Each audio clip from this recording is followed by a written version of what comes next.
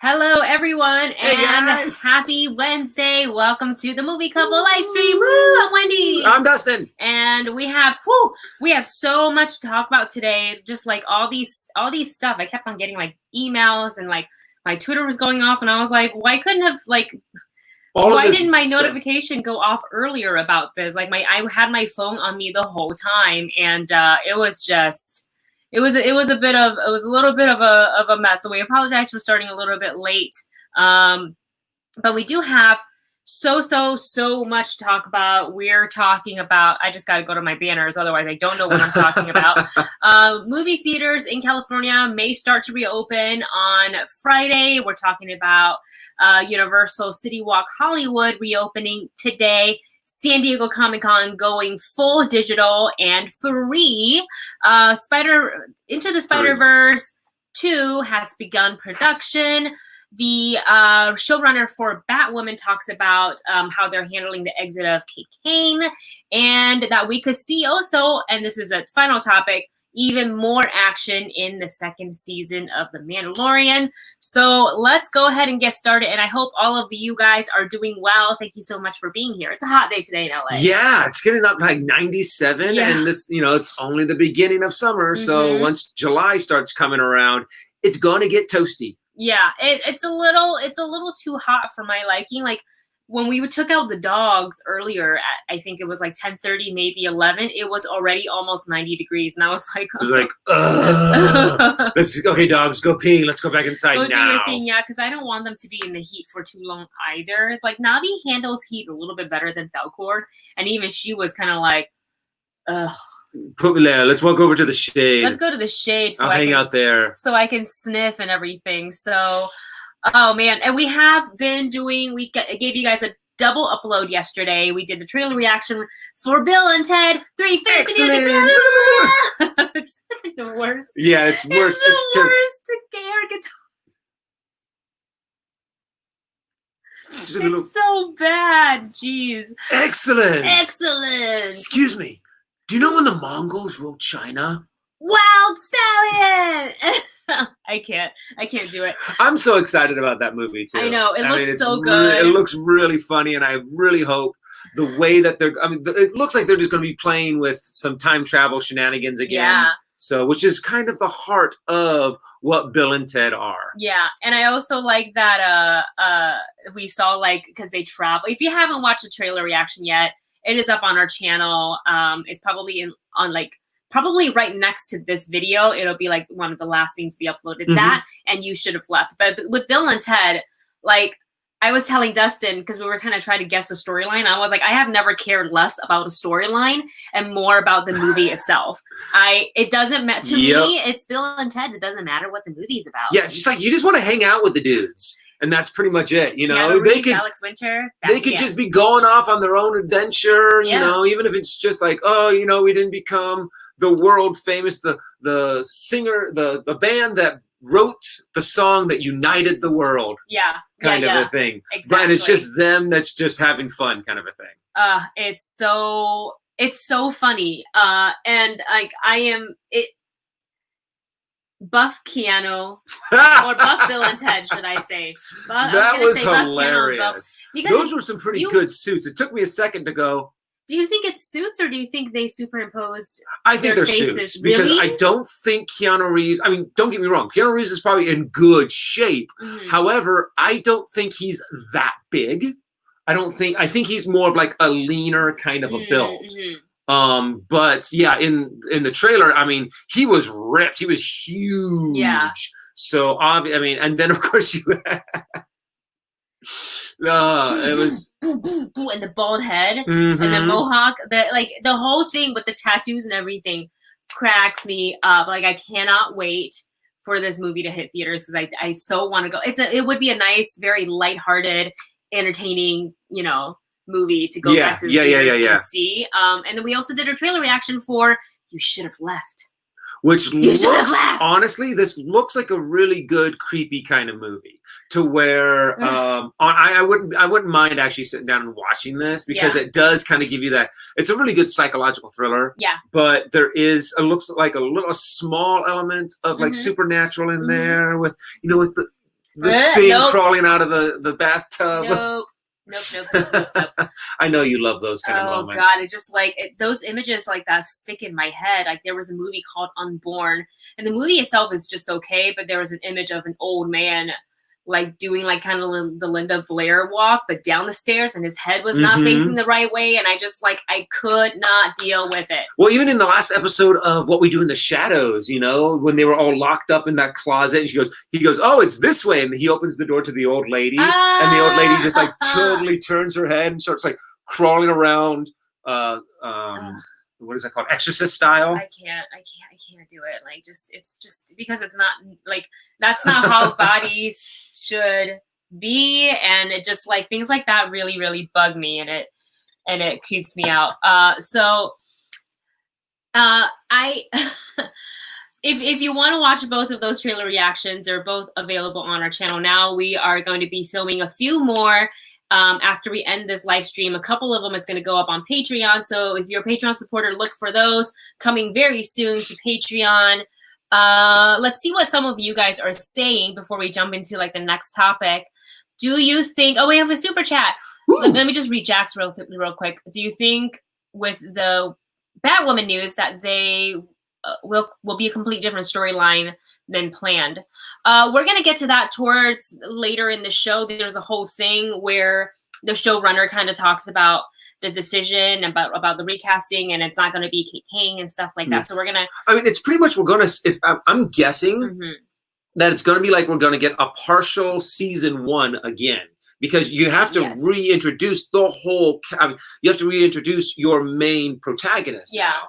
Yeah. So you have to, it's going to be one of those building character seasons, unless they do it a little fast. But then I think you're going to cut back on, you know, some of the good moments that you do. And when you start building and getting an audience familiar and in love with a character. Yeah, exactly. And you're right. Black Bonalala says, Wendy doesn't want the image in her head. No, I don't. And once they enter, they don't get out. And thank you so much to Chris Mendez for our first super chat of the stream today. Woo! Who would win in a battle and win your heart? Baby Groot or Baby Yoda? Ooh. That's tough. Because, because I loved Baby Groot when he came out.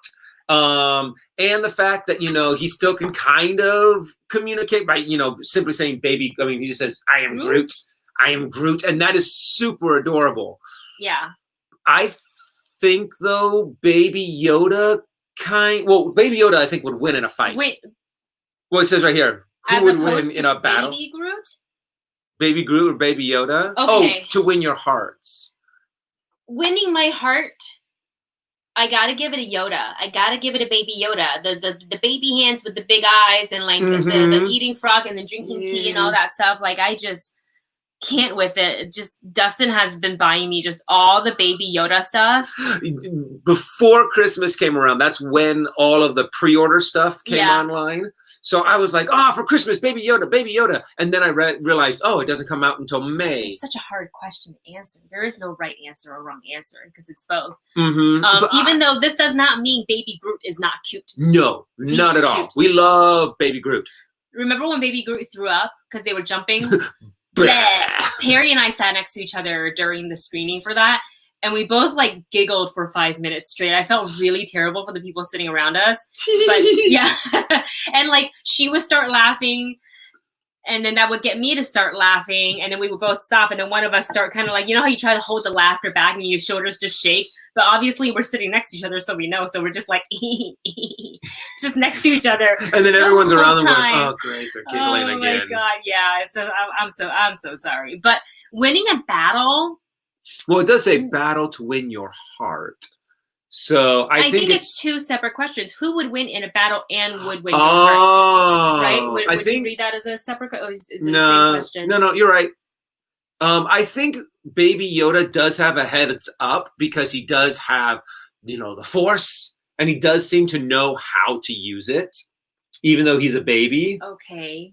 Groot has kicked some butt before. Well, okay, see, I think that's where kind of like my indecisiveness is coming from, because like I immediately want to go to Baby Groot for a battle, because what we've seen with Baby Yoda, I'm not saying he's not powerful at all, or we don't know if it's he or she. No, very true. We don't know if it's a male or female. Baby Yoda we know has a connection to the Force, is a Force user. We've seen how powerful, you know, it can be, but like that's all we've seen so far, right? And how far like does it extend? Like it can heal and it can do this and all that stuff. But with Baby Groot, and I think I'm confusing it a little bit with like Baby Groot versus like adolescent Groot, because Groot kicks butt. Like you don't need like the Guardians, I feel like really had a hands up when they had Groot. Yes. You know, like he can take on multiple opponents at once. Yeah.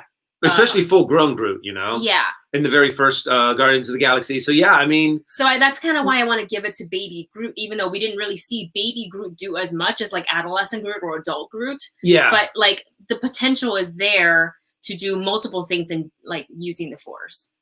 So that's kind of my answer. Well, plus also, what is it? Yeah, Baby Groot is a little bit more aggressive too. Mm-hmm. So even though all of the he's got an attitude, and I like it. All of the pirates were kind of dressing him up. There's still that moment where he's like, ah, and you see him running down in the space. Like, ah! So I would say Baby Groot is a little bit more aggressive. Yeah. But I still think that Baby Yoda would have a heads up because of.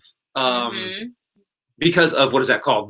Because of the Force. Because of the Force. My brain not working. do the magic hand thing. The magic hand thing. Use it. It's like eh. And we have another super chat from Amir Nail. Thank you so much, and thank you, Chris. That's an excellent question. It's a Sophie's choice. It's hard. Mm-hmm. It's a hard question. And coming from AMR Nail, who writes, "Hey guys. Finished binging, watching Clone Wars 1 through 7. Yes! Oh, yeah. That's the way to watch all of them. Yes.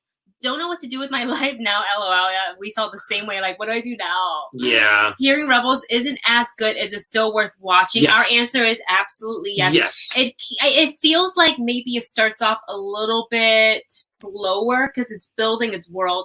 It's building its character. You don't have any connections with any of these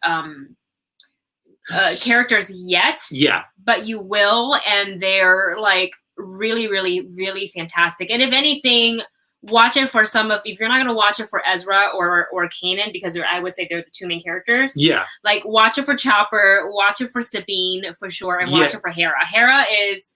Hera is a hero. She literally saves everybody's butt almost every single episode, like just being the pilot. And she's a Syndulla, so it's in her blood. Mm-hmm. And also, yeah, the first season of Rebels is probably geared a little bit more towards kids to kind of get that younger audience in. But then they really do start attacking more and more, more adult themed episodes, darker episodes, just kind of like how Clone Wars got. Yeah. I would say Clone Wars started off kind of, especially the movie, more on the very light side, kids, and you're kind of like, is this Star Wars? And then it's kind of like they almost make that shift in season 2 where you're like, okay. Yeah, especially when they start, because when they bring in Darth Maul, when they bring in Ahsoka, it's just amazing. I love how they start bringing in more and more aspects from different parts of the Star Wars universe, of the different storylines that we have heard. So yes, Rebels is definitely, and there's a lot of, and they bring in Grand Admiral Thrawn, who is an amazing character. You're going to want to watch it, especially if you are a fan of Mandalorian. You're looking forward to season 2. There's a lot of speculations on which characters from Rebels could show up and make a cameo, and that's obviously all fan theories. Disney, Lucasfilm, the creators, filmmakers have not come out and like confirmed any of this, but there have been certain things that have been shown in The Mandalorian that were kind of like, we've seen stuff like that in Rebels and Clone Wars. So there's definitely a tie-in. It's really, really connected. So I think I think you will enjoy it. I know the animation's a little bit different. Yeah. I would say the Clone Wars animation, especially the last 4 new episodes, is excellent. But the stories that are told and how they really loop the story into other characters that have existed since Clone Wars, as well as the Star Wars prequels and the trilogies and all that, is definitely a highly recommended yes from us. Yeah, and the timeline that they chose to have this take place in is a really good time. Is a really good time and place to actually have these really cool stories that they tell inside Clone Wars. So yes, highly recommend it. And I see a lot of really great tips from a lot of the people in the chat. From Adam, highly recommends Rebels. Plus, if you like Avatar: The Last Airbender, same writing team. Also watch Avatar if you haven't. And also, in case you guys didn't know, Dave Filoni worked on, I don't know how many seasons of The Last Airbender, but definitely season 1, which is amazing. Also, he says Greg Weisman, creator of Gargoyles, worked on Rebels as well. And so you got a lot of great really good creative people that are involved in this show. So and it shows. The later on you get, especially in the later seasons, they're delving in to storylines that I just loved. And one of my favorite episodes was Twin Sons. So if you get it, that's like 6, 5. I think it's season 5. I don't think there was a season 6. Oh. I think there was only 5 seasons of Rebels. I think. I have to go back and double check. But yeah, and it's something that will make you after you watch an episode in Rebels, similar to the same effect of the final 4 episodes of Clone Wars, you're going to want to go back and revisit certain episodes of the Clone Wars, and or any of the current Star Wars films, at least scenes from there, to kind of be like, wait a minute, I look at this completely different now. Like kind of how I would probably, if I sat down and watched Revenge of the Sith right now, I would do it very differently because of those final 4 episodes. So. Yes, and I kind of want to sit down and watch, kind of go back and forth a little bit. And same thing with maybe some stuff from Rebels and New Hope. Yes. And yes, to your question, Jack, yes, the green Twi'lek. People say it differently. I've heard Twi'lek, I've heard Twi'lek. Yes, that is Hera with the green. Yes. With the long head tails and stuff. Let's see what else. So thank you so much, AMR Nail, for your super chat and for opening a whole slew of Star Wars conversation. We love nothing more than Star Wars. Yeah, than to talk about Star Wars all day, every day. I gotta go back to my notes really quickly. What else we're watching? We've been watching on Netflix a lot of just more uplifting stuff. Yeah. Just to have a little break, a little palate cleanser, if you will. We've been watching Queer Eye. Yes. Season 3 is back, just to release it just in time because June is Pride Month.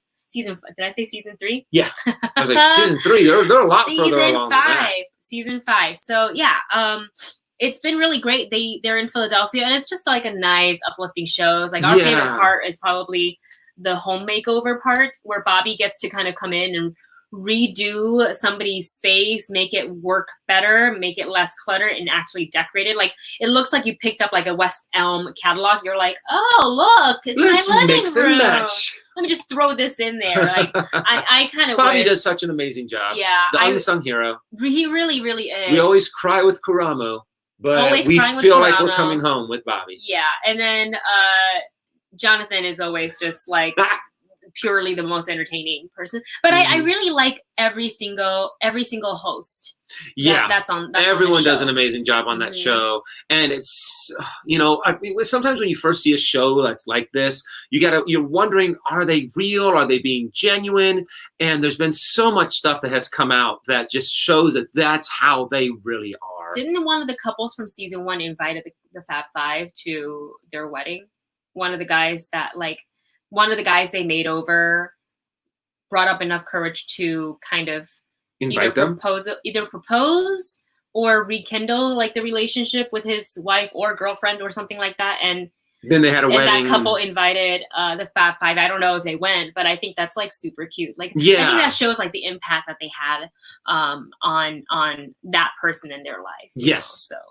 Very, very true. That's been a lot of fun to watch. And also letting you guys know before we jump into all of our main topics today, what we're going to be watching. So that means reviews will be coming soon. And that includes Crossing Swords. Yes! That is coming on Hulu. Actually, there's a new trailer out from Crossing Swords. So trailer reaction will be out for that shortly, probably later in the afternoon, early evenings, because we have to film it and then edit it, so it'll be up in a little while. But review for the episodes will come once we start watching the show on Friday, as well as a review for Artemis Fowl. So those will be coming. And soon. Also something that Netflix is doing that I thought was really cool when we turned it on. Talk was about that. The Black Lives Matter. Hey, if you want to watch some documentaries or some shows or something that does kind of address all of the cultural problems and all the cultural undertones, and some of those documentaries look amazing, and I can't wait to dive into a lot of them. Yeah, love that it's all on the bottom, just in case like you're searching and you don't want to miss one. Yeah. Like I love that they listed them. It's just a good way for people to kind of like, if you're not aware, if you want to educate yourself on these, like Netflix made it real easy for you. Real easy for you. So really appreciate that. I know there's a couple of movies that we are definitely, it was already on our list. Honestly, it was already on our list, but we're going to go ahead and watch one or two tonight. And a couple of questions from you guys before we hop into the last topics. Debbie says, yes, sorry. Debbie says the new Fab Five and the old Fab Five played against each other. Other Celebrity Family Feud. Really? A few weeks ago. Oh my gosh, I have to YouTube that. I have to YouTube that. I want to find it. And I really they had I remember seeing an interview with the two different Fab Fives, and it was really cool just seeing how much they were just how the first Fab Five were we are so excited that you get to kind of carry on the torch, and they were very supportive, and I'm just it's great to see that. And to also know the current host watched the the previous show, the current host, when they were growing up and stuff, watching it. I think that's cool. And I love Adam's input here regarding contents for Amazon Prime has also been doing a ton of Black Lives Matter highlights with films and documentaries. So if you have that, go ahead and watch it all. Really, really great content out there. Really, really great stories to be told and to be heard. Oh, excited to watch Jedi Temple Challenge. Yes. Oh my gosh. Did we ever even talk about this? No, I can't believe this went right past our radar. We'll talk about it right now, and then we're gonna get into Chris's super chat.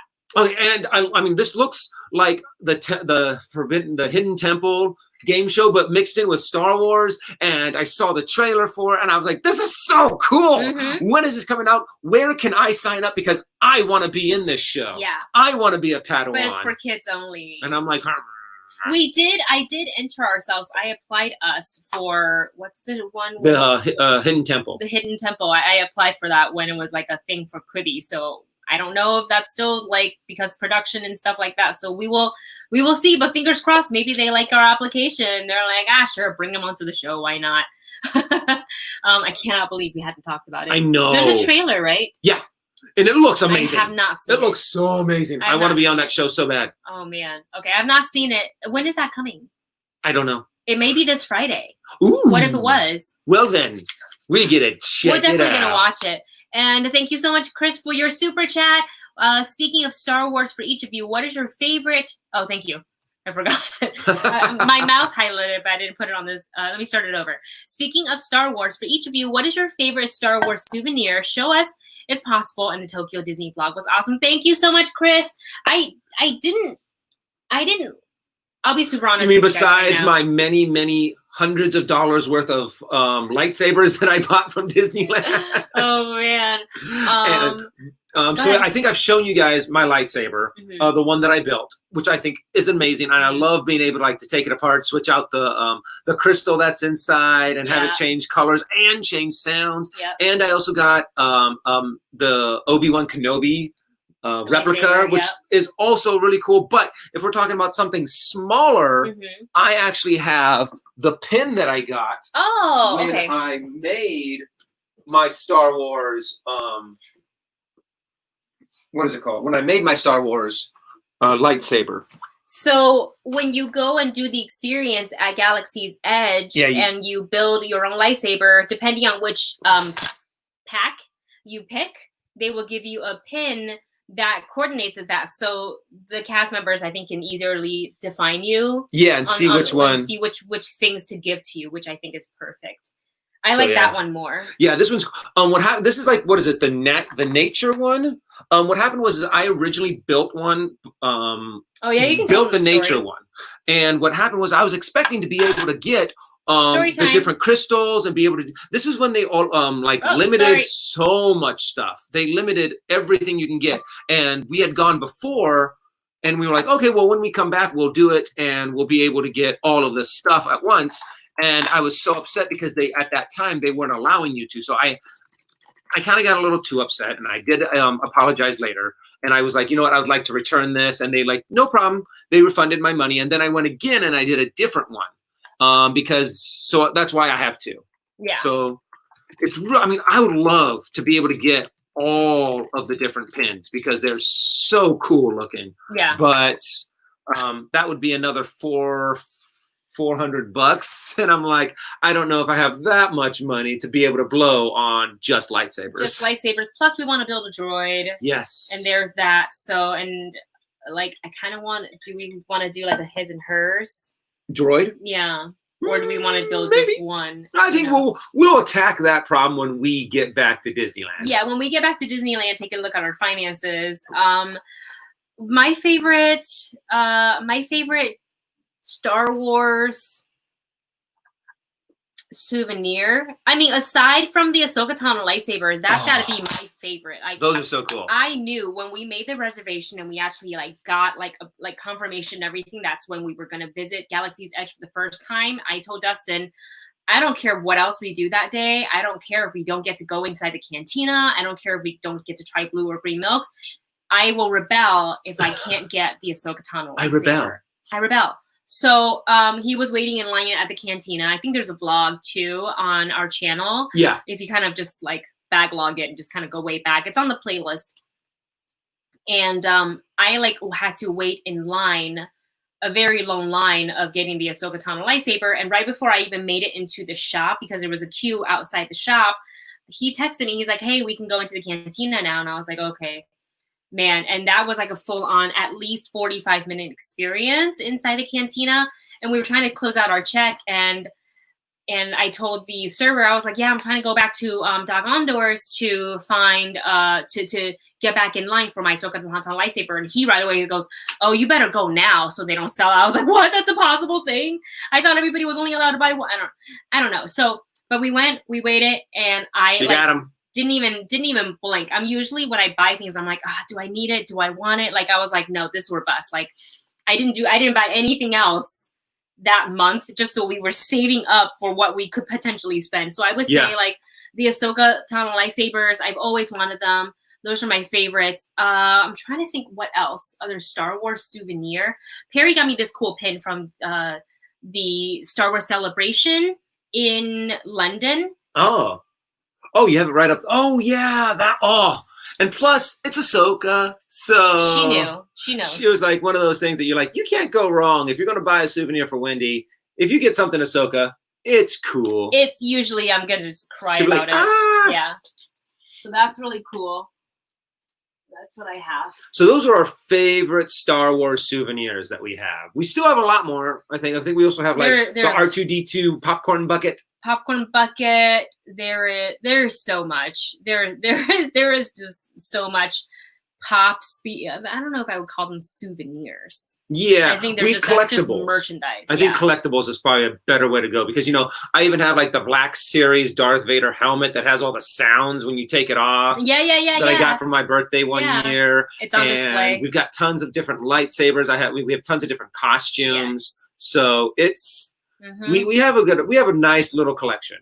Yes, we do. Oh, and to follow up on this note, Adam says, don't you have the Ahsoka doll from the Todarian toy shop on Batu? Yes, I absolutely do. That was the second thing I picked up that day. And that was hard. Being in that shop is hard because they have all these plushies that are super cute. And then I saw the Yoda one. I was like, I gotta have it. And then I saw the Porg one. I was like, oh my gosh, I really want that one. The way they displayed that toy is they have a Loth cat in a cage that's kind of sleeping and breathing, and it's got one of the little pork dolls in there, as it's Chudo, and I was like, I need one for me, and I need one for Falcor and Navi. We didn't get one for Falcor and Navi because it would just get destroyed. It's $20 chew toy. That's a no.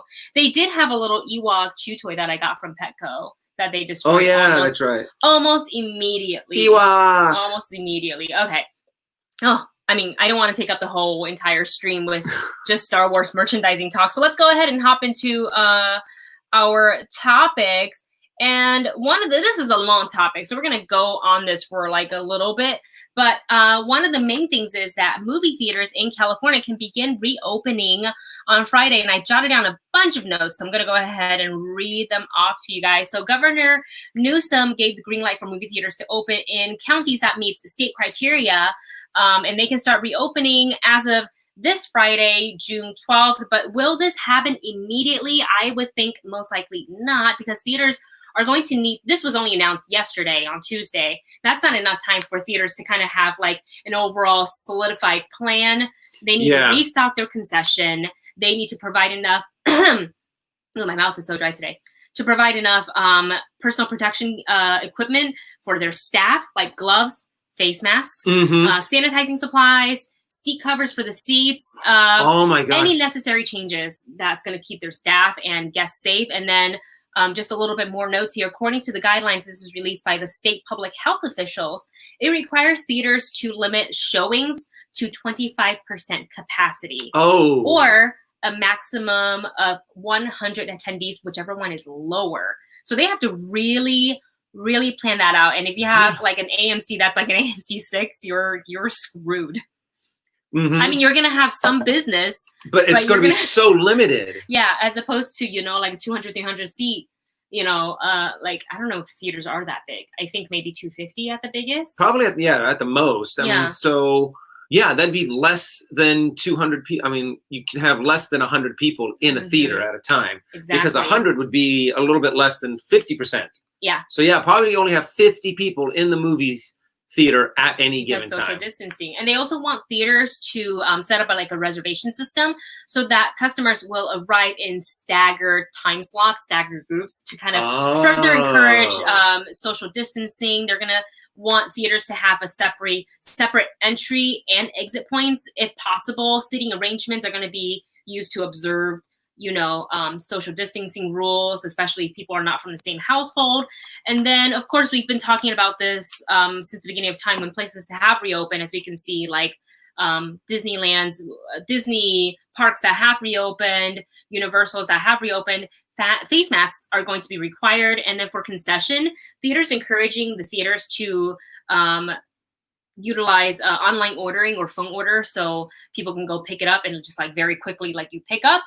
And less interaction. Less interaction. The food's not sitting there like absorbing whatever air particles are around. And according to Deadline, it looks like major chains such as AMC, Regal, Cinemark, ArcLight, Lamel, Alamo Drafthouse, and Landmark are not going to be opening immediately, at least not as soon as June 12th. And then as a side note, I saw this yesterday when I was researching the notes, and I'm sorry, I'm just blabbing. I'm going to read all this. There's so much information about opening up theaters again, though. Yeah.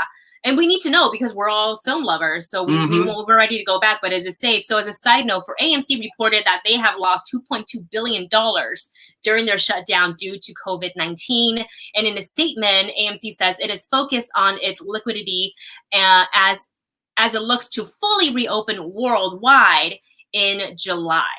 So what are your thoughts on this? Well, I mean, it's so tough. And even if they are able to open up at whatever capacity they're allowed to do, it's still going to be like, well, they're still not making enough money to function. Yeah. Because that means they're also going to have to cut staff, but yet they're going to have to spend more money on cleaning supplies, making sure that each theater is sanitized before a new group of people come in. You still have to clean all of the chairs because you don't really know who sat in which chair and if the chair next to someone got contaminated.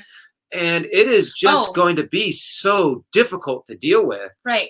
I totally forgot that I also have way more. Oh, no, wait.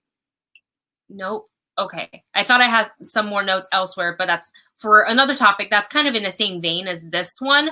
But you're absolutely right. Like, we don't know. And as I was reading through a lot of the articles and comments, people are like, aside from like, who knows who's sitting in what seat, you don't want like, hey, here's your shift today for like a staff to come in, right? And right now they're making popcorn, and then after their lunch break, they get what allocated to clean the theaters. So it's like, I don't want that. I want them, if they're making food, let them make the food, and that's all they're doing all day. And if this person's coming in, like I think like team members can come in and be allocated for certain tasks all day instead of switching them around. I don't know if that's something that works. I know various Disney operations, cast members, they switch them around to different locations depending on what your job is at Disney. So you're not kind of standing in this spot all day.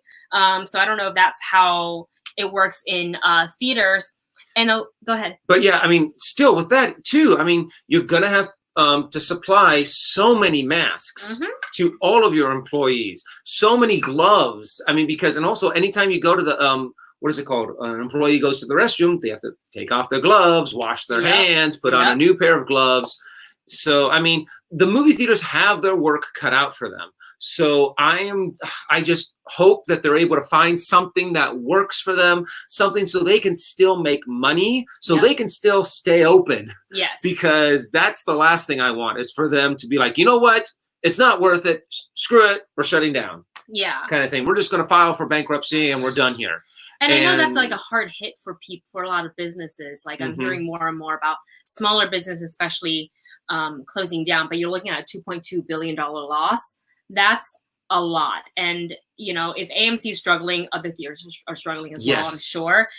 Jack says in the UK, there's apparently reported to be opened, theaters to be reopened on July 17th, which would be the same date that Tenet reopened. So I'm feeling like a lot of theaters are going to take the remaining time between now and the opening of that movie to be like, let's get our ducks in a row. And let's do what we need to do to make sure we can open for Tenet if Tenet does not move its date to later. And this all, of course, depends on if the cases remain where they are in various parts of the country, around the world, because MK Songbird it was AMR Nail who wrote, how can theaters reopen this week? Here in Vienna, Austria, cinemas won't open until July 1st, and new COVID cases have been at almost zero for more than 2 weeks. And that's, I think, really great for the cases to be at zero. And I think it's even great to kind of make sure that you push down that curve, you flatten the curve and be like, okay, there's no cases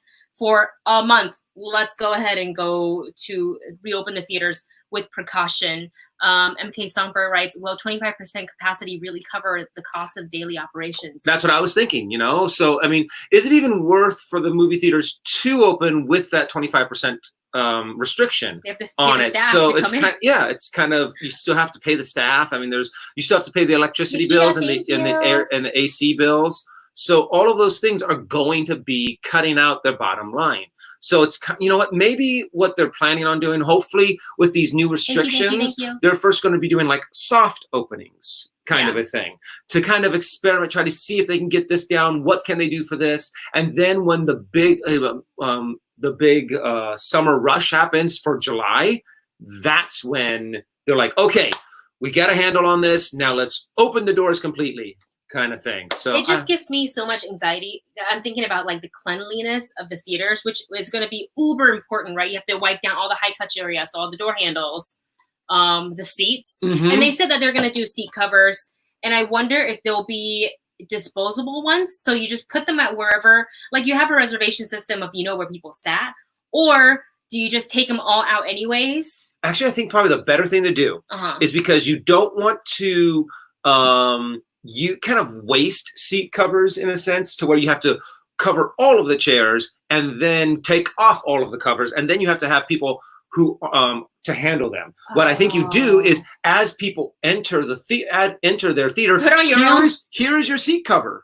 And make them like the elastic ones, so you can kind of stretch it, put it over the chair, and then you can sit down in it. And then they say, when you are at the end of the movie, please remove your seat cover and throw it away, so we don't have to have one of our employees touch it, kind of a thing. Yeah. So then you're only using the amount of seat covers for people that are going into the theater, and even if the chair itself has become contaminated, it is now being covered by the person who's sitting in it. Yeah. Yeah, that's a great way. That's definitely one of the ways that they could, you know, try to do that. Or because we'll take AMC for an example. AMC's gone on a full reservation system where every single theater you go into, whether it's like a prime theater or not, it's reserved seats for the most part.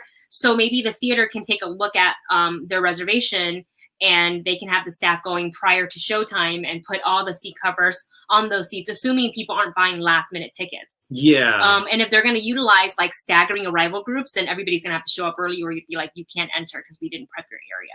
So that could be a thing, and they just get a refund, you know? Yeah. And bottom line is, I mean, we're just spitballing ideas out. I'm pretty sure that they have a crew of people who have studied this, people who have asked professionals about contagious diseases. Yeah. So I mean, we're just throwing out ideas. I'm hoping Yeah. that they have gotten people whose job it is to study how this thing, I mean, how these precautions work, what's probably the best way for cost effectiveness, but there's going to be so many different things that they have to juggle. So I hope, I pray that they're able to find a way to be able to do all of these precautions and still be able to make money. Yes, absolutely. And another great point by MK Songbird is that if people are buying concession and eating, then that means they aren't wearing the mask for that time being. And also, I don't I don't know how I feel about, like, for example, you buy a thing of popcorn, right? That's like the most common movie theater food, popcorn and soda. So you go into the theater and you sit down, you're most likely going to touch something else at one point, even if it's just for a split second, right? And I don't know if the virus can work in such a way where it contaminates. If you touch the area that's contaminated, then you touch your food and you put food in your mouth and you could potentially be exposed. But that's what we're trying to do, is to stop the potential of, like, you contracting this disease or this it's all about lowering the percentage of whether or not you'll get it. So like, hopefully they can lower it to a nice level, to a livable level. Yeah. So we're not going in there thinking that, oh, if you go to a theater, you're guaranteed to get sick. Yeah. I mean, you're going to, open yourself up to the risk for sure. And this stream is already going to go way longer than an hour, because we're on 41 minutes and we're on the very first topic. But yeah, it's just, and I'm gonna just wrap up this bit by reading what Alex is saying. This weekend is way too soon to open theaters. Outside of the fact that there is nothing new to show, the increase of recent cases is incredibly worrisome, and that is absolutely true. And I just want to make sure I didn't miss any super chats. What happens if someone coughs or sneezes in the same theater as you? Cinemark has already stated, this is from MK Songbird, Cinemark has already stated that they won't require masks for patrons. But how do you even enforce masks in a dark theater? You could do the arc light thing and just have somebody stand guard, and you pay them for that time. But, well, I won't be going to a Cinemark. Not that there's one near me. I love Cinemarks. I've been to them when I was up at TIFF. Like, went to a lot of, and they're fantastic, lovely theaters. But if that's the case, like, and how sucky is that for the staff that works there? Like, you have to wear a mask the entire time you're working, but the patrons who come in don't have to. Isn't that a little? Yeah, it's. I don't know. It's such a complicated and difficult thing to be able to tackle, not just because of the virus and how it spreads, but also the way that it has been politicized on both sides. Yeah, kind of a thing. Yeah. So it really does make it just a million times more difficult, because you're going to have people who go in there and they're like, oh yeah, glove, mask, goggles, hairnet, hazmat suit. And they're going to be like, okay, I'm doing everything I can. And then you'll have some people who come in like, fuck I don't care. I'm not afraid of anything. It's exactly. kind of like, great that you're not afraid, but what about the other people? So humans make every problem more difficult. No matter what it is. Mother Earth is like, get out. Get off my planet. Yeah. And speaking of reopening, Universal CityWalk Hollywood reopens today. And I heard about it on Twitter yesterday. There were some whispers, and I was like, how true is this? And I was following the account. And sure enough, I get an email this morning. So I'm going to go back to my notes and go ahead and read this to you guys. So it reopens today, and it's going to remain reopened daily with the hours. Here's our operating hours from 12 noon to 8 p.m. Even though, and that's just the CityWalk hours, various venues, independent or individual venues could have various hours. So they could open, exactly, if they choose to reopen. And what is open as of today on CityWalk Hollywood is Voodoo Donuts, Johnny Rockets, Blaze Pizza, Starbucks, Crepe Cafe, Pizza Hut, KFC, Taco Bell, and Buca de Beppo. And then for retail, the Shoe Palace is open, Skechers is open, and Guess Accessories is open. Oh. Here are some of what? So my favorite, the comic book shop, the comic book store. Oh, end of the From Another World or something like that. Yeah, they're not ready. They're not ready. They're not ready. And some of the repercussions that they're taking, and this is all from the email that I received, a single point of entry now welcomes guests to destination along temperature checks and require face coverings, which is nothing new. We've heard about this already. So if you think that you're going to go to a place during like the month of June, and they're not going to check your temperature and ask you to put on a face mask, you've been living under a rock. Like that is just the way things have been operated, and it might be for, you know, a little while longer. So while working closely with local health officials and companies' own health and safety experts, Universal CityWalk will continue to monitor conditions and make adjustments as conditions evolve. And some of their measures include temperature checks. And if you have a temperature of 100.4 degrees Fahrenheit or 38 Celsius or higher, you will not be permitted to enter. What are you doing going to CityWalk with 100-degree temperature, with 100-degree fever? Stay home, take some NyQuil, go see a doctor. I was thinking like 99 degrees or something. That's kind of getting to the point to where you're like, no, you're obviously sick. There's something wrong. When you hit 100, you're burning up for a reason. You're not wanting to go out. Yeah, you shouldn't feel well enough. What the heck are you doing? You should go to bed. You should drink some water and go to the doctor. Drink plenty of fluids. Drink a lot of water. Let's see. Face coverings will be required for all guests. Okay. During their visit, they're also going to have them available for purchase. If they have a Minion one, I would like to buy one. I think it'd be super cute. Little yellow one with different faces. Right? And face masks can be removed while guests eat in designated dining areas. And I'm sure these dining areas are very spread out. Like nobody's sitting close to each other, and then they wipe them down with like just an obscene amount of disinfectant afterwards. Bring your own disinfectant. Bring your own Lysol.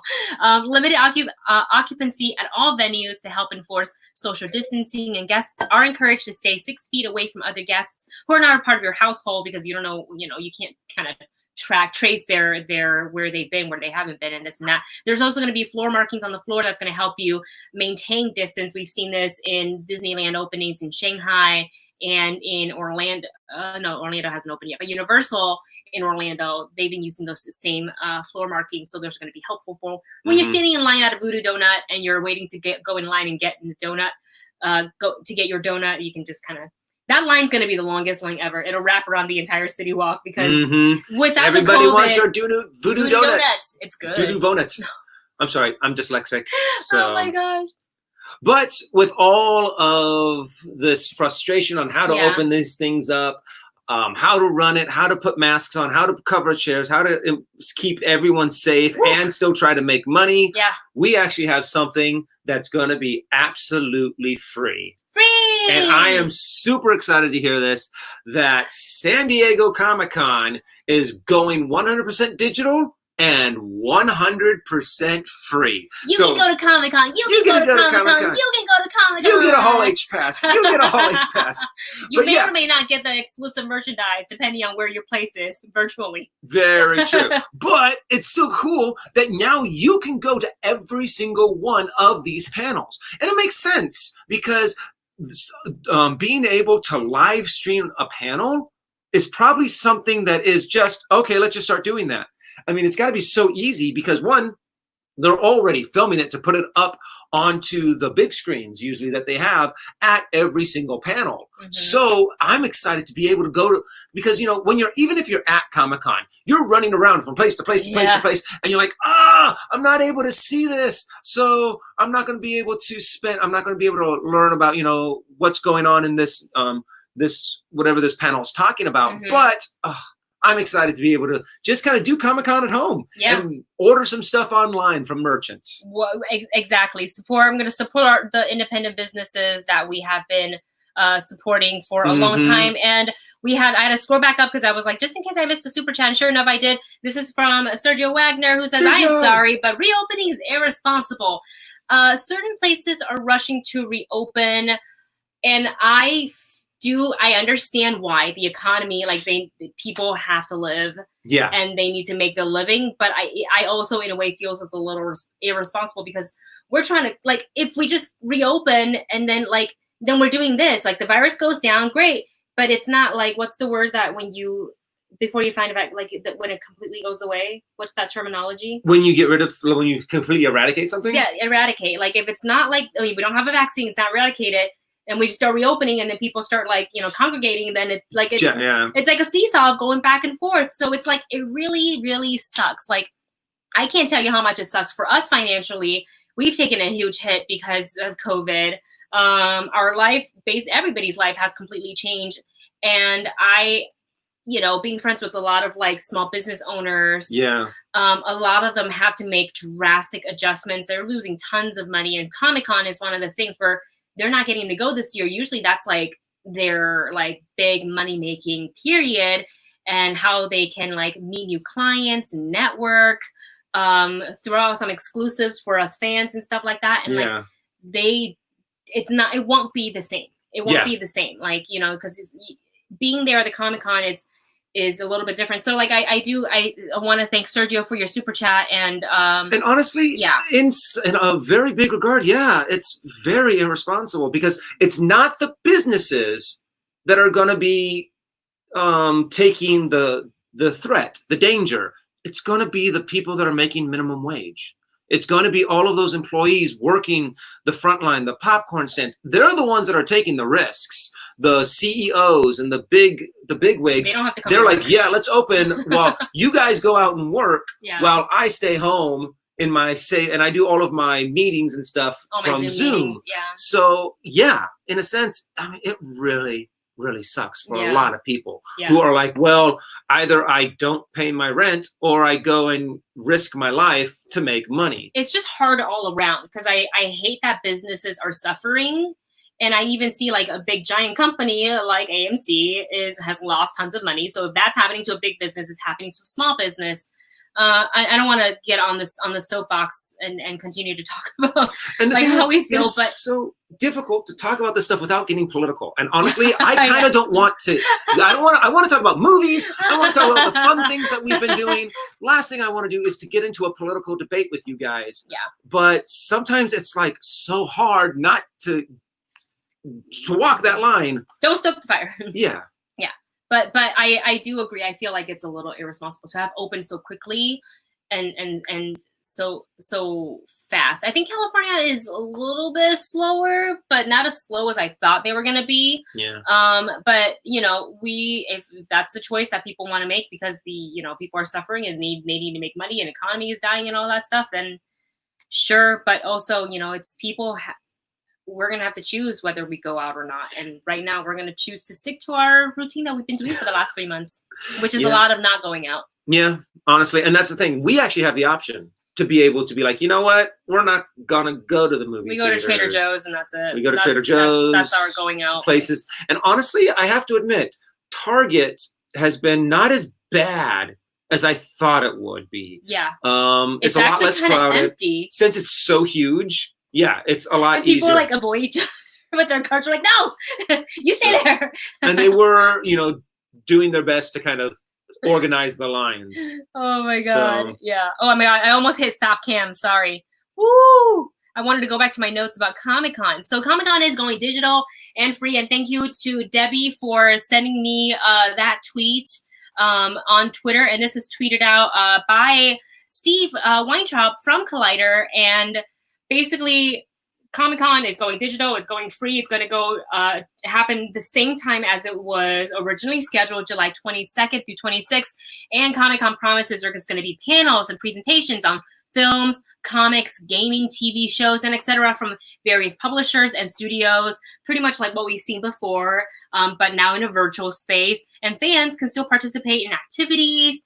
There's a masquerade that they always do at Comic-Con, so people can still do that. How that's going to work, we'll find out, because I assume it'll be kind of like via Zoom, and maybe you have to kind of like line up to get your reservation, so because they can't accommodate everybody, because then the website will crash. So I'm sure it's like you line up and stuff like that. Sorry, there was a hair somewhere here, and I was trying to get it. The phantom hair. You're like, where is it? Get it off. And then you're like, don't touch my face. There's also going to be an online exhibit hall. So look, buy all the stuff without all the crowd. Even before COVID, I hated the crowd. Like, I was just kind of like, I'm short, so I can't see anything. And I'm just like, what stall is this? What are you selling? I can't see. Just want somebody to take my money, please. All of Wendy's struggles are cute. Dustin has to put me on his shoulders. But that's exciting for various brands who do a lot of Comic-Con exclusives. I know a lot of people hunt down like the Funko Pops that are Comic-Con exclusives. They will probably get a chance to be able to do this. I didn't get to read up on the full details on how all of this is going to operate. I'm pretty sure that if I do like a deep dive of research and Google, I'm sure I will find it. But this is really exciting that for the people who haven't ever gone to Comic-Con, first Comic-Con ever, and you don't have to sleep outside on the floor to wait to go inside Hall H. You don't have to wait in line. You don't have to pay to go inside exhibit halls to shop. You don't have to pay for a $10 hot dog. Very true. You can get your own hot dog at home. And if you're like, you know what, I want something to eat, I'm going to go to the fridge. Exactly. So that's really exciting. Let us know what you guys think about Comic-Con this year going digital, and would you, take part in it since it's free? The one thing though that I do miss is the fact that we probably will still get some cool features and information about movies that are coming out, but seeing how Sony has actually started production on the new Spider-Man Into the Spider-Verse movie, hopefully we'll be able to get, maybe just a little bit of fun stuff from that at Comic-Con, but that's actually our next subject. That's actually our next topic. So as you guys, Spider-Verse. So as you guys comment on whether or not you're going to partake in Comic-Con, let me go ahead and read you the little bits that I found about Into the Spider-Verse 2, which has begun production, and lead animator Nick Kondo tweeted a very flashy GIF with the caption. It's got the Miles Morales logo there, and it's like very flashy, blinky, and it says with the caption, first day on the job, which confirms that production for Into the Spider-Verse 2 has begun, and this was also confirmed by producer Phil Lord, who also tweeted, "Welcome home." Also, he shared a list of job postings calling for animators, experienced FX artists. I don't know why I couldn't say that. FX artists and layout artists. I have zero idea of what like layout artists do. I assume they design the layout. That's probably a good guess. So our question to you guys is, what do you hope to see in the sequel? I hope they expand the Spider-Verse. Yeah. Because in the comic books, it's huge. I mean, there's like an unlimited amount of Spider-Man that they have and different variations on Spider-Man. And it's just an awesome playground to be able to play with. And also, since it is it is a little ridiculous.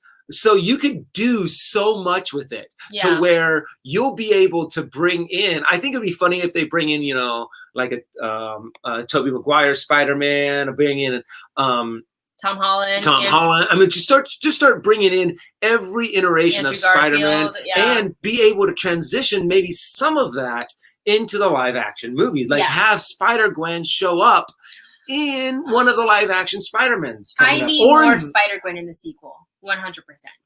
I'm wondering if they could do that, if they had a different Spider-Man appear in Venom.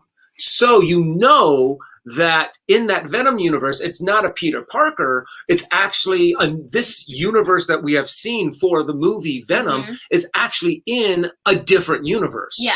So a different Spider-Verse. So I am super excited to see the possibilities that they can do with this. Yeah. And I'm just hoping they just go balls to the walls. Yeah.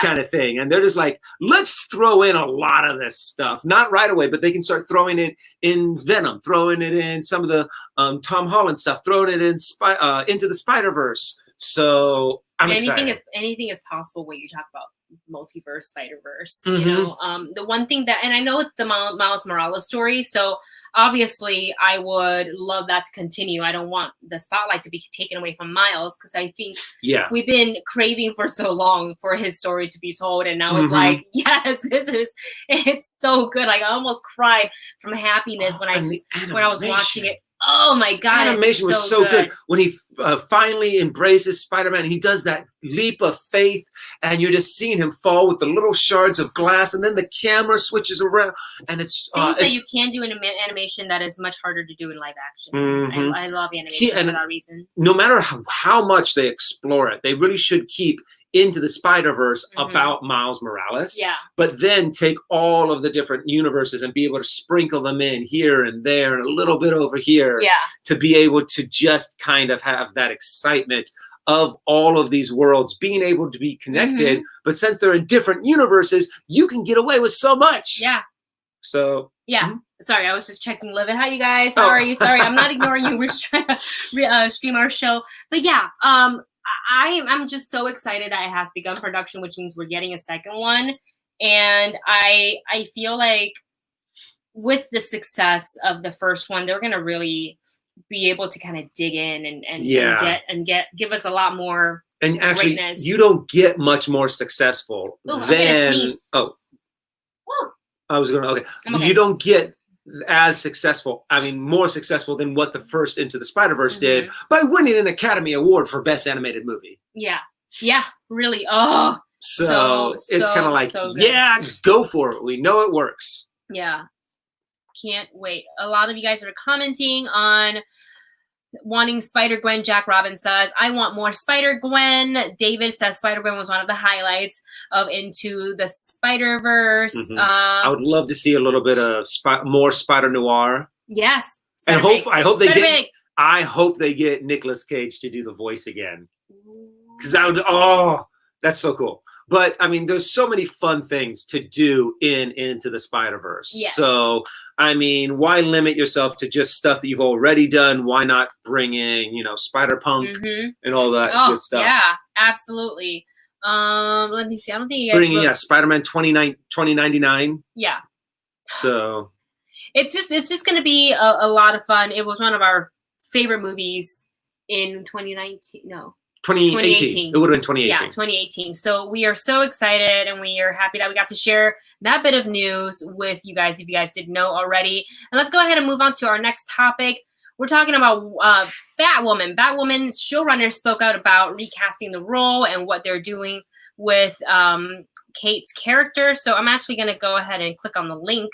And this is from collider.com. I just got to wait for it to load. Oh, wait, it already loaded over here. Already had it up. Whoops, daisy. Sorry, guys. But it's a nice little explanation. And basically, the showrunner is saying that, who is Caroline Dries, who says that the character that Ruby Rose played, Kate Kane, will not be killed off. And I know a lot of people are kind of like, how do you write a character like that off the show when she was literally the lead character? Yeah. Like this is not something that happens all the time in TV. So like, are we gonna like just kill her off and like she has like a little accident when she's like exiting the planet or something like that? It's kind of like, but they actually said that they won't be doing that. And this is the statement that she came out with, and she says she noted that Kate Kane won't be dying anytime soon, and that the circumstances around her disappearance will actually factor in to the story of season 2. And here is her statement. And this is what she says. It's kind of long, so bear with me, guys. As a lesbian who's been working as a writer for the past 15 years, I'm well aware of the bury your gays trope, and I have no interest in participating in it. You go, girl. That's why it is important to me as the showrunner to clarify any misinformation out there about Kate Kane and recasting Batwoman. Like you, I love Kate Kane. She is the reason I wanted to do the show.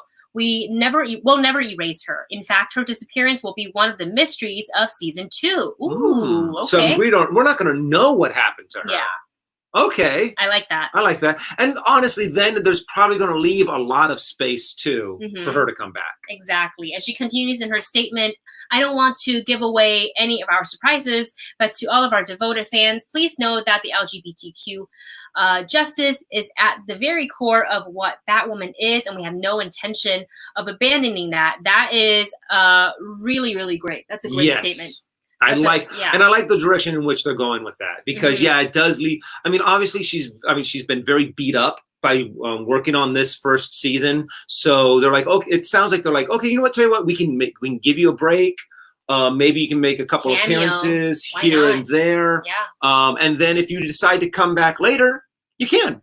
So I like that. I like the fact that they're leaving it open. They're not. It really doesn't sound like they're leaving on bad terms. Yeah, I think that's.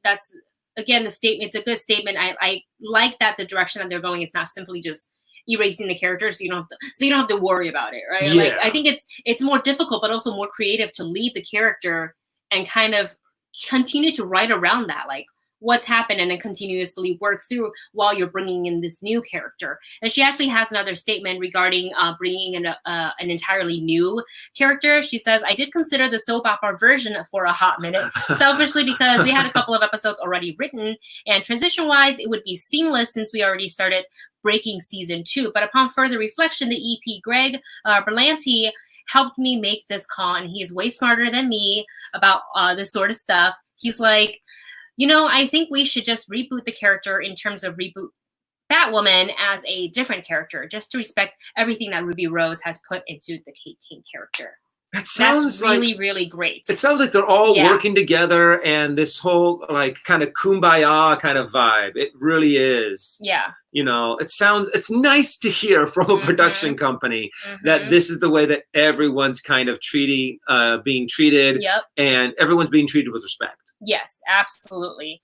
And Debbie just put in an interesting thing in the chat. She says that Steve from Collider has just tweeted an update about Disneyland. So while I opened the very slowly loading website, because there's too much going on my computer, let me go ahead and let me see what you guys are saying in the chat regarding Ruby Rose and regarding Batwoman and Kate Kane and all that stuff.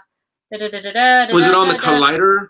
It's probably on Steve's personal account. Oh, okay. So it'd be Steve. Twitter doesn't want to load. Frost. Okay, let me go ahead and read some of these comments here. Oh, well, here's something. MK Songbird says, via D23, Disney's Grand Californian Hotel and Spa and Disney's Paradise Pier hotel plans to reopen on July 23rd, which I actually knew about because Chris Mendez had told us that they're going to start reservations and stuff like that. So thank you, Chris, for that tidbit earlier on. Disneyland Park in Disney, California will plan to reopen on July 17th. Additionally, Downtown Disney will begin reopening on July 9th. Oh my gosh. All right, so in about a month. Oh. So that's actually about 5 weeks away? Yeah. So yeah, that gives them a good amount of time to structure it out, figure out what they're going to do. And plus, Disneyland, you know, Disney has the resources to do that and to do it right. So, you know, here's the hoping that everything works out smoothly. Yeah, exactly. Let's see. I think the whole Batwoman fiasco might really damage Ruby Rose's career going forward. I sure hope not. I hope not too. I hope not. I hope they hear her story, because like we weren't there. We don't really know what happened. All we know is what statements she put out and like how everybody's kind of handling the show moving forward and stuff like that. But I think you know, she's built a career for herself. She's been in movies. She was in John Wick 3, amongst other things. The Meg. She led a TV show, so I feel like I don't want this to be like the last thing I see. Maybe she'll take a little bit of break, you know, just to kind of like give herself that time to do self-care, because that's important. But no, very true. We've been watching a lot of Queer Eyes, so yeah, self-care is important. Yeah. So excited about the direction that Batwoman is going into, and I really again want to reiterate that I think it's good that they're not just killing off the lead character. And thank you, Debbie, for the call out. I think that is definitely the tweet. Disneyland is reopening July 17th. Interesting that Tokyo Disney has not made any announcement regarding when they're opening. Will they be the last one to reopen? Maybe. Somehow? I don't know. That's really interesting. I will take a look on the internet and find out. But that is really exciting about Disneyland. We were kind of toying with, like, we kind of talked about with Universal CityWalk opened up. I kind of asked Dustin, like, do we feel like we want to go and like look around? But like knowing us also, like, I think I'd be okay walking in an open space, making sure I can kind of weave around people and keeping distance. I can tell you that I don't feel comfortable eating at the restaurants. Yeah. You know, even with the designated areas, I think we'll be fine. We probably won't go until like, at the earliest, end of July, maybe beginning of August. For CityWalk? What about Disneyland? For Disneyland, that's what I'm saying. Unless you feel comfortable going out. I don't know. In my heart, I want to go so bad. I'm like, it's there grabbing my ears. Let's go. And in my head, consciously, like my conscious, like my shoulder angels are like, what are you doing? No. Mm-hmm. Yeah, that's kind of interesting. Oops. Let's put this up real quick by Songbird. Disneyland Resort will manage attendance through a new theme park reservation system that that will require all guests, including pass holders, to obtain a reservation for park entry in advance. Okay. Yeah, see, that makes sense. Yeah. It's going to be like Galaxy's Edge reservation all over again. You have to wake up 50 million windows open to see if you can get one of them. Yeah. Well, and also, at least you can do that from home, and you don't have to go into the park and be in the park to get that reservation kind of a thing. So, I mean, before you make the trek down there, you'll be able to know whether or not you could get in. Yeah, that's really, really, really good to know. But yeah, I my heart wants to go. My head says, don't you dare. Don't be stupid. You've been doing so well, you know, doing the social distancing thing, keeping yourself safe and others safe, just in case we carry it, because who knows, right? True. That's the whole thing. That's like what's so weird about this like virus is like you could carry it and completely not have symptoms. So you can pass it to somebody and they could be like hospitalized. Like, that's the scariest part about that. The person-to-person effect is completely crazy. And we have a super chat. Woo! Super chat from Dodger Ryan 124. Thank you so much for your super chat. Thanks, if I may ask, how much was your Ahsoka Tano lightsaber? Once you get the Rey lightsaber, my budget is $500. Great stuff, you guys. You will not be spending $500 on the Rey lightsaber. At the most, it is $299, I think. $199. $199, because that's how much. When I got the Ahsoka lightsabers, it was $199. It comes with both sabers. Wait, $199 for the two lightsabers? Hold on, I'm getting there. Sorry. Okay, so the Ahsoka lightsaber comes with both of her hilts. And it comes with the shorter one and the longer one and the case. And that itself is $100 and $199. And then you have to buy the blade, which does not come with it. It is sold separately. The blade was $29 or something like that. Yeah, I think it was something along $29.99. So overall, I think with taxes, but then we also got a discount because of AP. Yeah, true. I think it comes closer to like $260. Something like that. Something like that. It was a while ago since we bought them. Yeah, it was a while ago, and we bought a lot of other stuff. We bought a lot of other stuff that day, and the prices for the Ahsoka Tano lightsabers have increased. I think it's a little bit more now, but I don't know how much more it is because I honestly haven't checked. The Rey lightsaber, I don't think they would start it at $199. I think they started maybe at $150. Really? $139. You know how Disney likes their nines? Yeah, true. But honestly, I mean, since we haven't gone there for a hot minute. We honestly don't know. But I do believe you have to buy the blade separately. If you have $500 to spend, yeah, you'll be able to get what you want. Yeah. For the Rey lightsaber. So exactly. So if you spend, let's say it costs you let's say with taxes and all that stuff, and if they just somehow marked it up like crazy, let's overshoot the estimate for the Rey lightsaber, and let's say total after taxes and with the blade and everything, it comes out to $200. You'll have $300 still left to spend on various souvenirs. You can, in fact, if you want to build your own lightsaber and get the experience, you still have enough money left over to do that. But I would say, shop around and get some food. Oh, yeah. Adopt a loath cat. Get a loath cat. You can also build your droid, which is probably the next thing we're going to be doing when we go down there. Yeah. So a lot of cool stuff to spend that $500 on. Yeah. So hopefully that answered your question. Thank you so much for your super chat. And just want to put up a little thing from Blank Palette 2 who writes, you got to wait for that vaccine. Yeah, pretty much all of this all of the preparations are, up in the air. But as soon as we get a vaccine, that's when the jobs will become significantly easier. And I'm guessing from what it sounds like, they say January, February of next year? For the vaccine? Yeah, something like that. And I mean, I get it. It's not like it can come up overnight. We're still learning about this virus. Yeah, and it's changing. Yeah, it's changing all the time. So it's kind of crazy.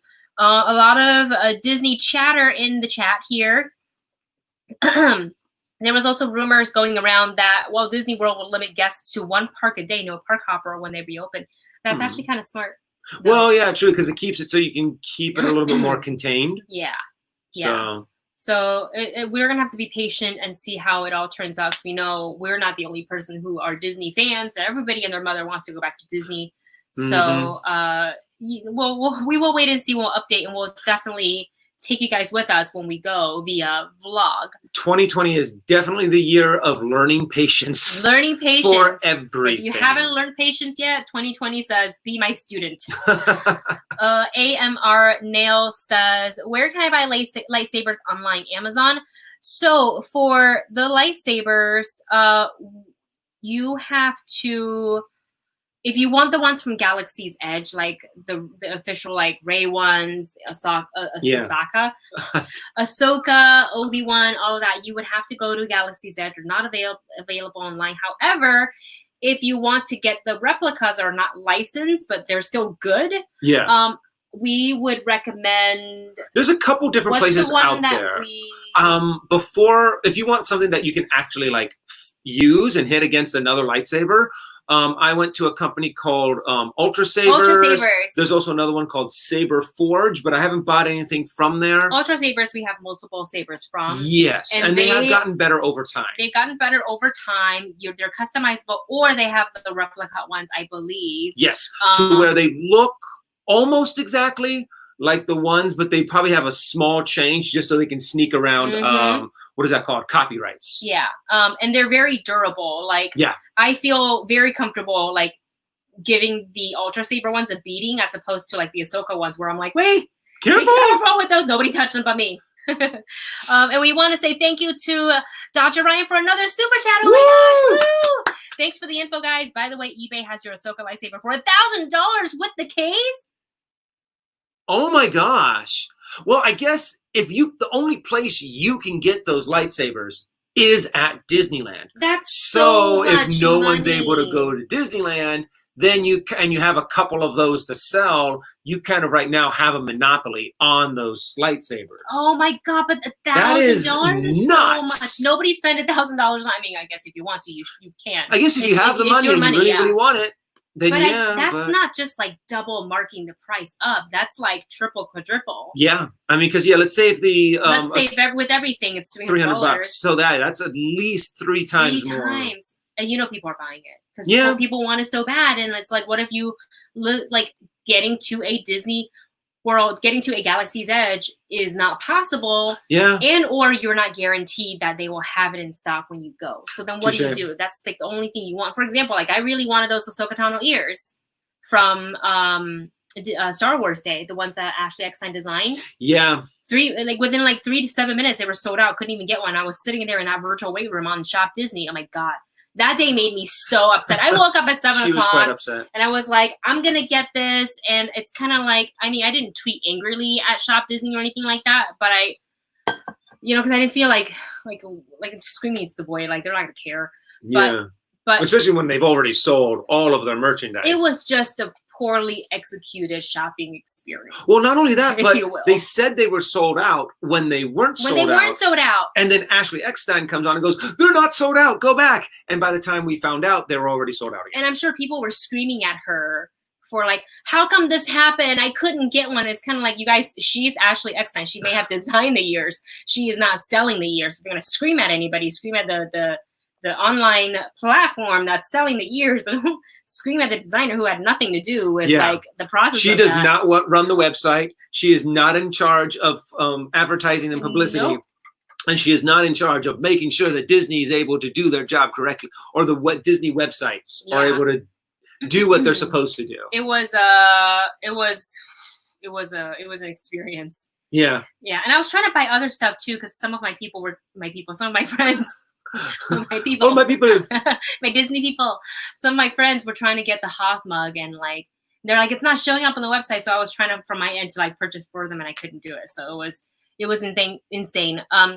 Whoops. Thank you so much, Dr. Ryan124, for sending in another super chat, and we hope you find the information helpful. And thank you for letting us know about the eBay Ahsoka lightsabers. Yeah, I'm gonna have to go and check those out now. Holy because I'm just crap. Like, really? So expensive. $1,000, and I'm wondering if that even comes with the lightsaber blade. The blade for $1,000, it should, with free shipping. It should.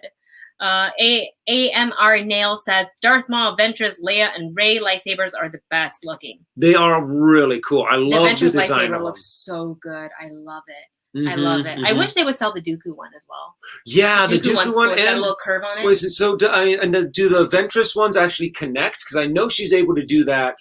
I don't know. I know Maul's definitely connects. I'm not sure about Ventress. It should, right? It really should. We'll look into it and we'll ask around some people if they have seen it, if they know anything about it. Or if you guys know, go ahead and put that in the comments or the chat and let us know. And we're going to go and roll into our final topic. I'm sorry for keeping you guys for an hour and 20 minutes. Thank you so much for hanging out with us for this long. Yeah, for sure. Thank you so much for hanging out. Last topic, and it's, of course, we're ending on a Star Wars topic. Woohoo! We could see Star Wars. More action, even more action in The Mandalorian Season 2. And this article I also read via Collider. And if you guys don't know, the director for the movie Extraction that worked on Extraction, Sam Hargrave, is actually the second unit director for Season 2. Ooh. And if you watch Extraction even just a little bit, some of these action sequences, the way they shot it is very innovative, something we've never seen before. Especially if you watch the behind the scenes. Woo! Where I think they said they just duct taped him to the hood of a car. They showed it. The director, and he was on the front of the car making all these shots as the car's doing all this stunt work, and you're sitting there going, "Oh my god, oh my god, oh my god, oh my god, he's gonna die." Oh god! Luckily, we didn't hear about any sort of accidents on that. But action-packed, and no wonder they got the scenes the way they got the scenes, because it looked so good. So this is pretty exciting. So Sam Hargrave is involved in Season 2 as the second unit director. He confirms that his Mandalorian role during an exclusive interview with Collider when they were talking about Extraction is that, sorry, I got to read up the article, oh no, where is it? Sorry, guys. Well, I mean, one of the things too, if you've been watching, the gallery for The Mandalorian and seen how they've been able to do all of this new technology and filming, and the fact that now it's kind of like, hey, we got this. We know how this technology works. Now let's really push it to the max and let's play with this. Yeah. And you're bringing in some super awesome stunt guys, and you're going to have some awesome action directors come in. You're going to push this brand new technology to the limit, and just, I'm excited to see what they're able to do, because it's already amazing. The action in the first season of The Mandalorian is amazing. And I just can't wait for them to just start pushing that envelope even more in Season 2. Yeah. So I'm excited. And I found his statement within the article. So this is what he's saying. I am confident. The difference is with Extraction, I am in the editing room, so I can be extremely confident the action is going to be what is going to be. I'm not editing these episodes, and I'm sure he's talking about The Mandalorian here, but I know the footage we delivered as a second unit, they seem to be happy with. We worked closely with the stunt team there, and with Brian Watson and the team that had done the first season. They did a really great job. You know, it's just to bring a little extra perspective, add a few things I've learned while working on superhero movies, little tricks, which makes the performances easier, and using visual effects to enhance certain things, just to bring a little bit of experience and knowledge to where we could take it to the next level, to another level, and up the ante. The next season is really, really cool. The way the story arc is really cool. So we try to have the action represent that and take it to the next level, and I think we did that. I'm so excited. And to hear this guy talk about, like, he's excited about the action that he was able to film. Yeah. And seeing the action that he was able to film in Extraction makes me go, ooh, this is gonna be good. If he's excited about it, then I mean, I just want to see what they were able to pull out. I mean, because I'm sure, like I said before, they just pulled out all the stops, and they're just now ready to take this technology to the max. And I think it was smart to bring him on as a second unit director, because we've already seen some action in Season 1, and they're good. And to bring in someone who, the way he shot Extraction, he himself being a stuntman, really understands how to shoot these things, and like that's why you don't see as many close-up shots, pickup shots, and shaky cam in in Extraction, and when you do, it's purposeful, and it's not like I can't actually say like they're not using shaky cam to cover up the lack of fight choreography. Like he will know, working with the stunt team, he would know how to shoot it, what to highlight, what's going to look cool, and I think it's going to be like such good eye candy for us. And I think like I would love it if more stuntmen and women stepped up and like directed things, because they're gonna know how to shoot it. If you look at John Wick 3, with Chad Stahelski, like he was, I believe he was a stunt person, so he got it. Like you get it, and that's why we get. It's kind of like, oh, how come other action-packed movies aren't as good? It's kind of like, well, because a stuntman directed it, and they know how to tell the story via fight choreography. So like, I would love to see more and more, movies and shows like that, and just bringing the stuntmen to not just be the stunt people, but also be, the eyes, and be like, look, if you shoot it this way, I promise you it's going to look freaking cool. So there you have it. Let's see what you guys are saying about this topic, and then we will go ahead and end the show. Oops. Sorry, it just keeps jumping. More and more people are like just so excited to talk about Mandalorian. And Mandalorian is one of those subjects that, seeing how pretty much every single aspect of this show just went so incredibly well. It's one of those things that just constantly comes up in conversation to where you're just like, oh yeah, and this happened, and this was so cool. So it's the sign of a very well done series. Exactly. And MK Songbird writes, didn't love the script for Extraction, but can't argue that Sam Hargrave knows how to shoot action well, and we 100% agree with 100% agree with it. 100%. RMD Collective writes, with so many rumor for Mandalorian season 2, wouldn't be surprised if you guys are in season 2. That's the dream. That is not confirmed yet. I cannot confirm nor deny. That would be the dream. I heard Colin Robinson is going to be bad Jedi in The Mandalorian. Kidding, but that would be funny. Colin Robinson, he would just suck up everybody's energy. Everybody just be like this in a circle. I mean, that's so funny. That's so funny. I wonder if season 2 will deviate from a Western-esque TV series to something different. I don't think so. I hope not. I like the look that they've got going on. Yeah, well, not only that, both Jon Favreau and Dave Filoni were very determined to to bring that look to season 1, and I wouldn't think that they'd be like, okay, now that we've done that, let's scrap it. I think that's kind of something that they've been wanting to keep in the series the entire time. So I'm really excited to see more of it, and more of this world, this Western samurai kind of world kind of comes about. And if you guys haven't watched Disney Gallery, The Mandalorian yet, which is all the behind the scenes and the making of, you absolutely should, because they shoot everything on something they call the volume, and it's just incredible, groundbreaking. Like every time I look at it, I'm like, I cannot believe this is all on a soundstage, and all those things they're not actually outside. Like what in the world? Which means weather is never going to be an issue. They can shoot whenever they want. They can have a sunset off in the distance for 5 hours. And not have to worry about having to change the time. 100%. Dean says, hope they don't sacrifice character development for action. We also hope that too. True. And I hope they don't. And I kind of wanted to ask you this. I already know what I want to see as far as like an action scene wise. And this is just a dream, like casting dream scene that I would hope to see in season 2, which will come out in October. So it's really not that far away. What is something you want to see? Like a big action lightsaber duel. We're the same. Okay, we didn't even talk about this. I want to see. I'll just put it out there. Ahsoka Tano and what's his face with the dark saber. That's it. That's all I want to see that. But of course, the thing is, though, Ahsoka has a huge advantage. 2 lightsabers and years of training, and also being able to use the Force. Unless you bring Ray Park back and have them, because Darth Maul. Technically, right? Darth Maul would not be alive. No. What? Oh. Because this takes place. Wait. Okay. Don't say it. Don't say it. Just in case they haven't all watched it. Okay.